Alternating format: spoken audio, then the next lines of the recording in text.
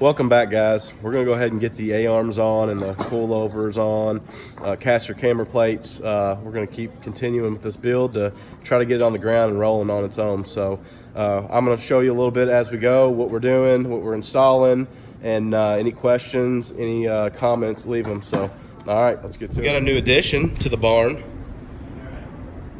Softail, black line, stage 1 Screaming Eagle. This thing gets down.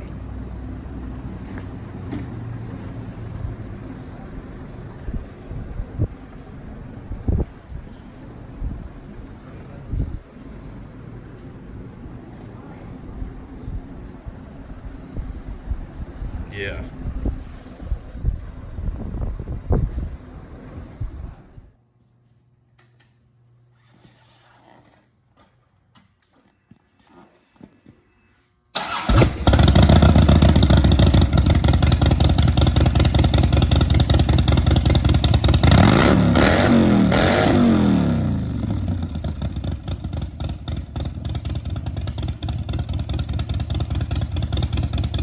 All right, guys. Well, first step, we're gonna get these old caster camber plates off from Ford. You can drill these rivets out to get it out of the way.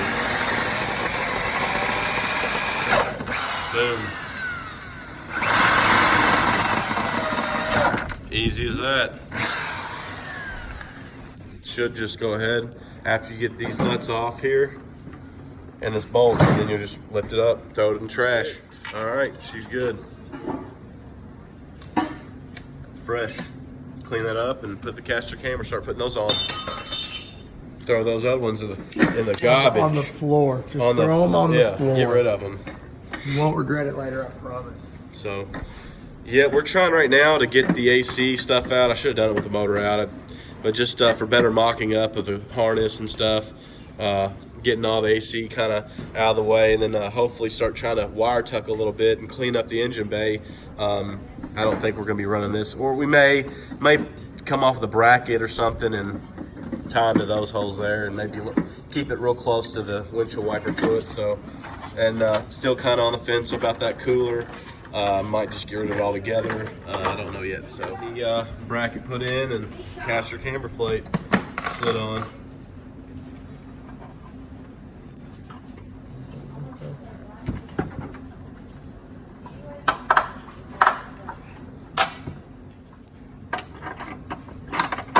And if you're lowered more than 3/4 of an inch, you want to use the outer holes there. You got 2 sets of holes there. If you're stock rod height or lowered under 3/4 of an inch, so you'll use those outside, the ones closest to the engine, and that'll get you right on your camber adjustment. Driver's side on. Same procedure over there. Drill out the 2 rivets, undo the nuts and bolt, drop it out. Here comes the plate, getting ready to go in. On the passenger side, same thing. Your bottom plate, bring it up. Make sure if you're lower than 3/4 of an inch, you're going to use the inside holes there, slotted holes. Since we're going to go about 2 inches, we're going to use the outside holes, close to the fender. So we're going to go ahead and get these coilovers put together. The sleeve, we've went ahead and put anti-seize on there. They recommend anti-seize to avoid your warranty if you do not use that. I don't know, you could probably use some like white lithium grease. That's what we're using for now. I didn't happen to have any at the shop right now. We set them all the way to the very bottom. That way we can adjust it up once we see how much drop we're gonna get with these. Also, if you go ahead and get the upgraded bearing kit, thrust bearing kit, it's gonna make it easier for you to adjust this. I went ahead and packed it with some grease, some really good heavy duty grease. It's gonna make everything a lot easier when you're going to actually adjust these springs. So this is the first one that's kind of going together. Same with the top here, with the actual top hat. Okay, that top hat sits there on top, and then in between, we're getting ready to put another one. I haven't put any grease on it yet, but that's what we're gonna do next. All right. All right, guys, right now we're doing the top hat bearing, thrust bearing. All right, you're just gonna lay that steel down. Make sure you pack this bearing with some heavy duty grease. It's just gonna make everything easier when you go to adjust. You have that top hat with a bearing in the bottom where the spring sits, so that's all fully sitting on needle bearings. It's just, you get it with grease, it's gonna move easier for you. On, You got two choices of bushings when you go to do this, okay? You can either do the black bushings, which are gonna be more of a street and strip kind of setup, or you can do the red. It's gonna be more for like road course or drag racing. We figured we'll go with the harder bushing. So this is gonna be the A-arm right here. There you go, it's in.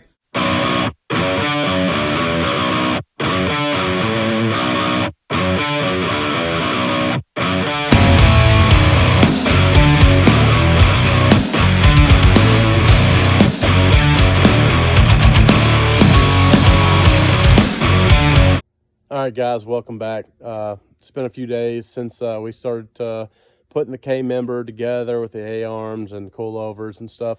I'm going to finish this video now, kind of doing an overview of what we did.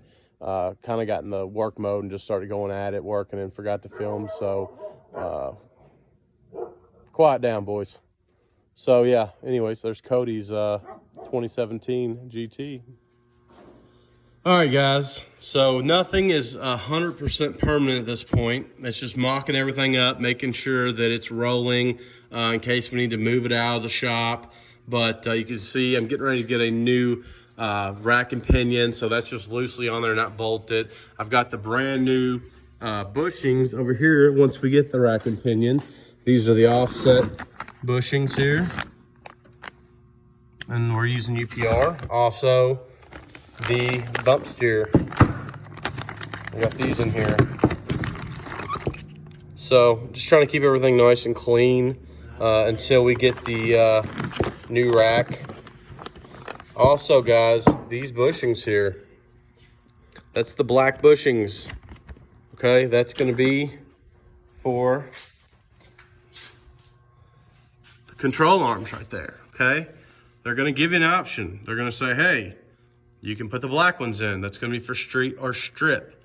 Or you can put the red ones in. It's going to be for road course or drag race. Well, what do you think we went to?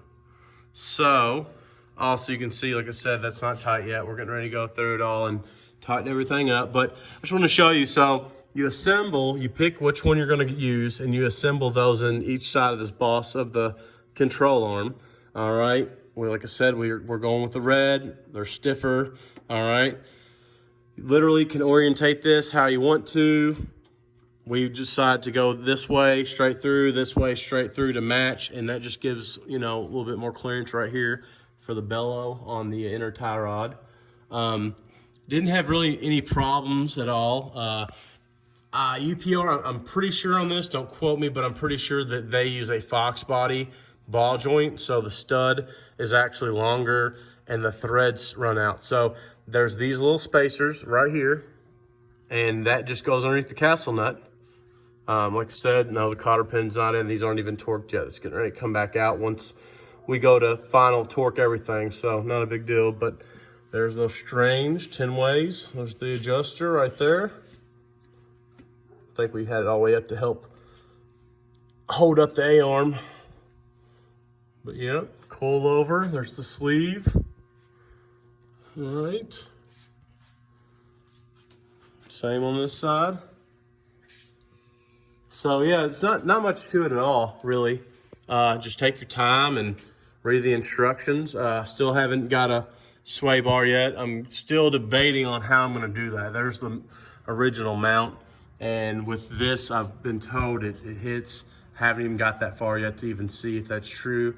I don't know. I mean, this car, we're definitely not setting it up for autocross. There's the 4.6 power steering pump. Got to wait on removing. The motor's going to get dropped out one more time. The timing cover is going to come off. Get the Mustang timing cover. Then we're going to put on the Power by the Hour accessory kit to adapt that pump. And this AC compressor to the Coyote. So, and like I said, we're not building this to be an autocross track car. It's going to be a fun daily that would be able to go and hit the track and swap out the tires and adjust the suspension to try to click off some 11s in the quarter mile. So we're not too worried about doing all that. So anyways, still the 6R80 doesn't have its cross member yet. This is the cross member as of right now. And it's holding it up fine for now, but We're gonna get the Stifler's cross member, and you can tell that the engine,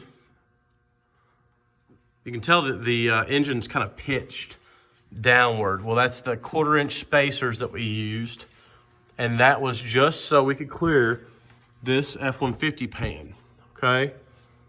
That was the only reason. So I'm gonna have to get shims for the K-member to drop it, and that'll give us where this motor will go back into line with the transmission and the drive shaft and everything. Also, you know, we still have to do the power by the hour coolant lines, do the AM fitting hoses, and I'm debating still on, I don't want to use the stock 4.6 radiator and coolant lines there. I'd rather mount some kind of a cooler, an auxiliary cooler for the 6R80, just so I know it's going to its own source, and try to get a, you know, maybe a fan in front of it or something.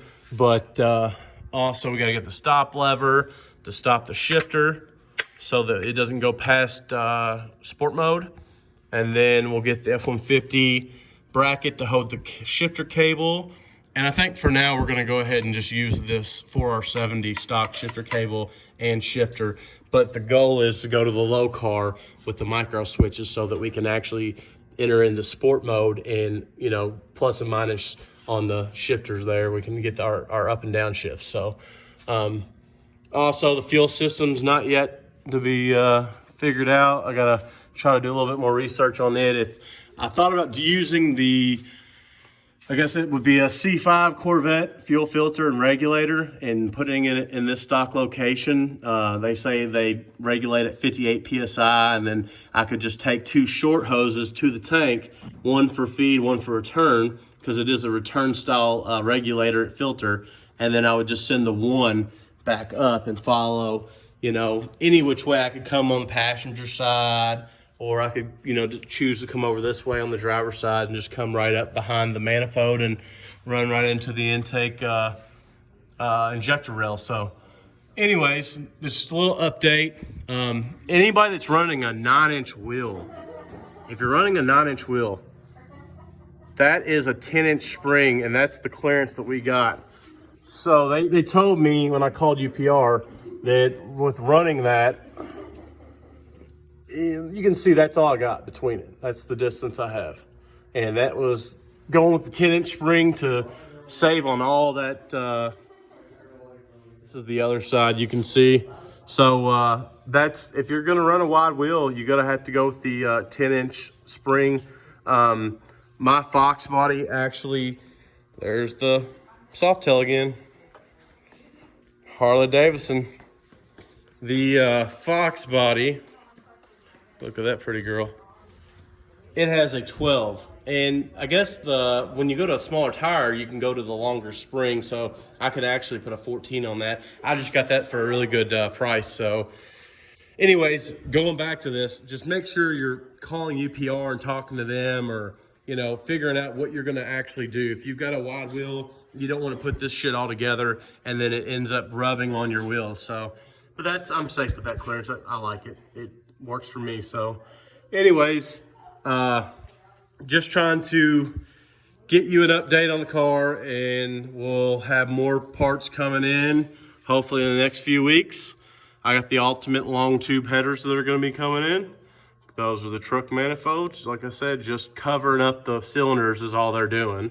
I just plan on leaving them there just until we swap to the full long tube. So yeah, I'm just chiseling away at this slowly. So if you have any questions or anything, just, you know, give me a holler. I'm not an expert at these yet. That's with small blocks and, you know, 302s, and I just started messing with the 4.6s about, I don't know, maybe 2-3 years ago. So I'm not an expert, but I know my way around them. And if you got any advice as well, make sure to leave some comments for me. And maybe if you've done this, or you know a little bit more than I do, I'd be really appreciative of that. And also make sure to subscribe, guys, if you haven't subscribed already, and hit the like button for me if you don't mind. So, all right, thanks a lot. Have a good one. There's a pretty fox back there. See y'all. You'll always be the one who hates me. That fear inside you drives me crazy.